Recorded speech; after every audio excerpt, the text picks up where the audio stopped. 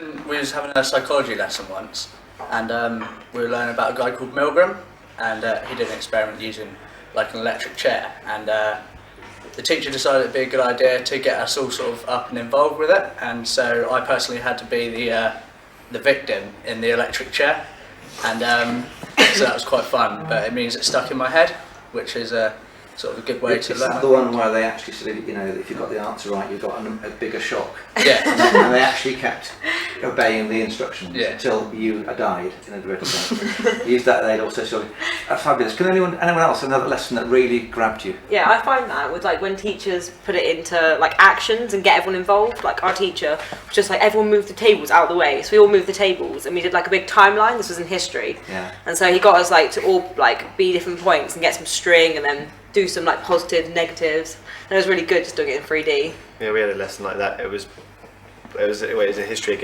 again, but it was like you had obviously there's four corners in a room, square, but but yeah. You're studying maths, are you? Yeah, well, but yeah, I had four notices around the room, and he sort of said if you agree with this or agree with that, and then move to different corners of the room, and it's pretty simple. It's pretty sort of a year 9 thing to do, or a lower school thing to do, but it was just effective because it was so simple. Did all the students participate willingly? Yeah, it was quite a good laugh as well because we were all standing up and just having a joke and a laugh, but due to it being a bit of fun, it went in your head. So. Yeah. Anyone else? I think it's quite important when we've got a few teachers that got a lot of enthusiasm about the subject itself, and when they're teaching you, they love teaching it to you and they love the subject themselves. Yeah. Really And I mean, when they get into it, rather than it being boring and them not really getting into it. I mean, you actually listen, so just Yeah, switching yeah. off. Like so many teachers would just stand there with like PowerPoints and just writing on the board. Yeah. It just means you get really bored with it. So. But yeah, I suppose if it means they have great enthusiasm, it means you then have an enthusiasm and you want to ask them about their subject, so they're more likely to tell you and be more enthused about telling you about their subject that they like. No names, but could you actually, in thinking of your A level, could you identify the people who are passionate about their subject?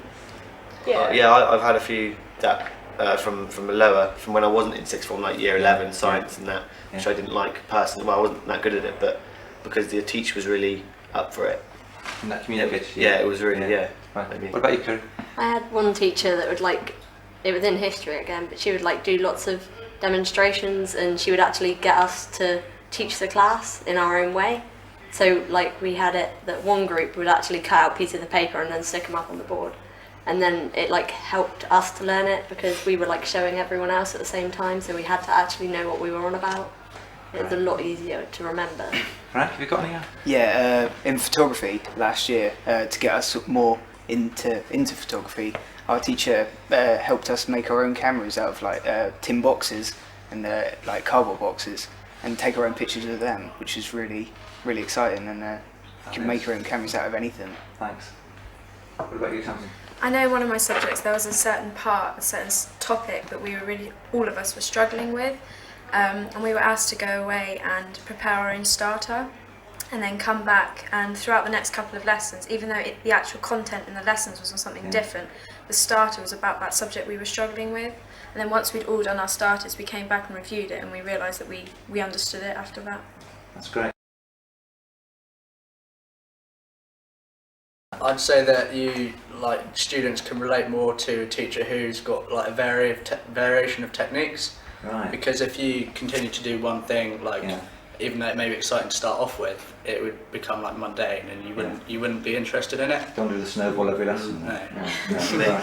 Maybe also a teacher that not just really enthused about their own subject, but has a wide knowledge of a few subjects. So even if you're not asking them about that subject that you're in, and you want help with something else, or you find it interesting to talk to them about something else, that then will lead back to the subject that they're actually teaching. So maybe Yeah, and they can also bring some of like other subjects into the subject that you're learning to help kind of show you an example of it type thing, to how you can use certain skills that they're trying to teach you. Yeah.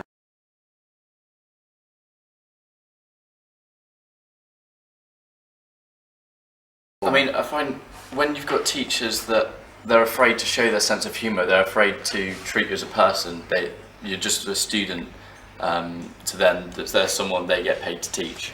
I find when you've got a teacher that gains your respect and that's not afraid to use a sense of humour that you can have a joke with, you tend to listen and learn from them a lot better. Is humour important to me, to all of you? Yeah. Definitely. It gives a break from the seriousness of in the end, you're there to learn, and you're there to get your A levels. So I think a bit of humour sort of breaks it up and allows you to have a bit of fun, because obviously that's what you need, a balance of fun and I think education. Go on, Tanya. I think if it comes across as a chore for the teacher to teach you, you know, it's something then they're not enjoying, then that reflects onto you as well. It's like a chore to learn it then as Yeah, well. if teaching it's a chore, then learning it's going to be as well. But if they're really, really passionate about their subject, and you can see their enthusiasm and their excitement about it, it kind of goes on to you as well. And it also means they're like going to try more varied approaches to teaching, because they want you to learn it like they do, and they want you to have that passion for it as well. So they're kind of more likely to help you out. Yeah, it's definitely demotivating when you have a teacher who's a bit moody on one day, and you just think, well, if you don't want to be here, then I don't want to be here either. What's the point of me being here? Because Does that communicate quite easily? it does very easily. If you've got a teacher that's not as enthusiastic one day, it just rubs off on you, because you think, well, what's the point of me being here if you're not going to be enthused about your lesson? Then I just can't be bothered to learn it if you're not going to help me learn it. If you're not going to, put a bit extra than you need to in. I actually was doing a training session with a group of staff once, and we asked this teacher what he was going to try, and he said, I think I'll try that. He said, but it won't work. And he was right, it wouldn't, because of what you're saying. It was the negative about it from the beginning. So, any on humour, Frank? I think that as well as humour, they have to be quite adaptable as well. It's like to adapt to the lesson they're teaching, because some classes do work with a PowerPoint when some need a more hands-on approach. So if they get like a balance and work with what's best for their group, they'll get the best results. Do you get death by PowerPoint? I used to, but no. I think it comes back to the varied teaching and learning styles as well. I mean, if you do the same thing over and over, and you go to a lesson expecting to do the same thing you did last lesson or the lesson before, you don't have the motivation to work. You don't have the motivation to learn. I used the phrase repertoire this morning, and I said that trying to get a repertoire is that's what I was imploring teachers to do. But do your best teachers have that repertoire? The people that you get most from? Yeah, like you said, Liz. If you think you're going to go there to look at a PowerPoint, you sort of made your mind up. You don't want to be there before you've even got in the lesson, which is pointless, because you're not going to learn that lesson, because your mind's going to be on something else, because your mind's not going to be wanting to learn where you know that you're not going to learn because of that certain thing. You need activities to break it up if you're going to have a PowerPoint or lesson. Is you need to actually be like ask questions during it, or you need to have an activity to do, because otherwise you're not really paying any attention to the notes that you copy down or that you're reading. I think by definition of a PowerPoint is just like captions, isn't it? A definition of a PowerPoint is captions to help you learn, and then you elaborate on the captions. Like, that's a good presentation, rather than just reading off PowerPoint, which is a bit pointless. Okay, so we've got humour as one of the key things of a good teacher. You've got the adaptability, which you talked about. You've got the variety. Anything else we need to add to our job description? Structure to lessons, as well as it being varied every lesson. It's good to have, like, you go and you know that the teacher's going to put a learning objective on the board, and you know what you're going to be there for.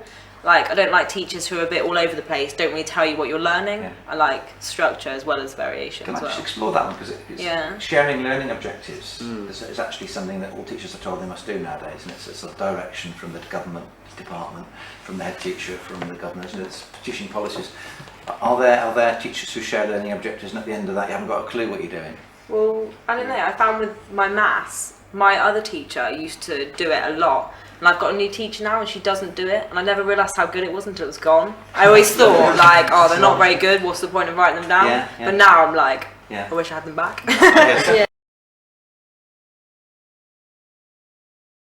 PowerPoints of it is the obvious one. And also copying from textbooks when teachers, like, I don't get it anymore, but I have had in the past, when teachers are just like, open to so-and-so page and just copy that. It's a bit like, well, I don't understand any of it, so what's the point of copying it down? Or even not copying, but reading a textbook, then answer the questions in the textbook. It's just a whole notion of a textbook. This isn't scientific, but I mean, do you get quite a few lessons where copying notes from a screen or from a book happens? Or else they give you a handout of it.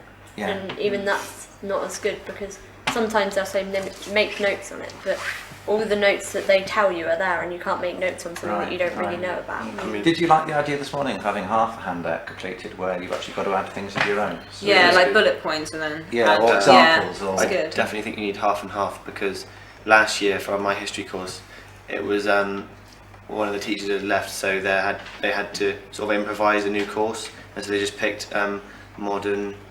Well, it was British politics of the 1800s, and so there wasn't a textbook for it. The teacher knew his stuff, but because there wasn't, I just found me and my friends found that because there wasn't a textbook, it was really difficult to be able to learn the course. So I think you definitely need a balance, because you definitely do need textbooks, but you don't want too much death by textbook, really. I think handouts are quite a big issue. I mean, we've got one teacher who will say, don't worry about taking notes because I'm going to give you a handout of all the information on. That's fine, but if they give you the handout, they say put it in your folder, that's where it stays.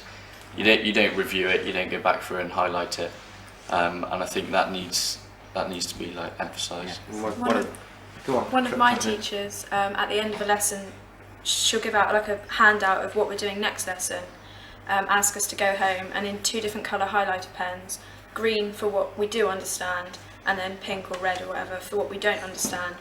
And then when it comes back to the next lesson, we go through the whole handout and then spend extra time on the things that we all don't understand. I think that's a really good way to work with handouts, as opposed to giving them at the end of the lesson when we've done it all, like the next day. Yeah. Or even at the beginning, so you can work through them as the teacher's working through them and make your own notes. So, handout's good, but you need to have your own notes and your own twist on it to understand it, because after all, it is your learning, it is your notes. You need to understand it for your revision. do you get a lot of handouts?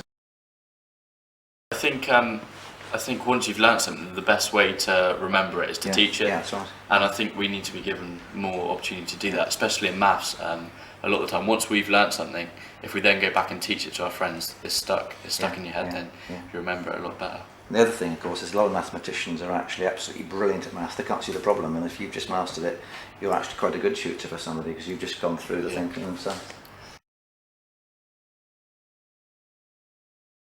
I like it. I like feedback as a class to say what we all did well and stuff, but I also like when the teacher speaks to the pupils individually.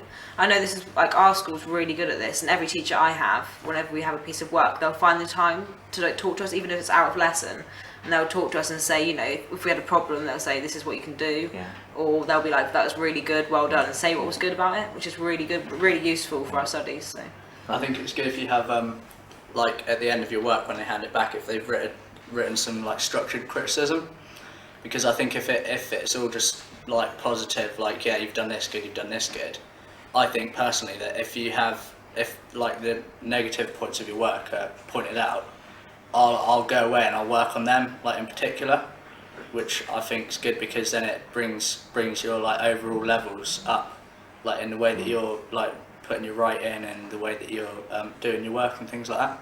Structured criticism is good, but it needs to be detailed and it needs to be explained, because a lot of the time I get stuff written on my work and it might say you need to expand your points or put more application marks in. But then how? I'm not told how to do that. I'm just told that I need to do it. But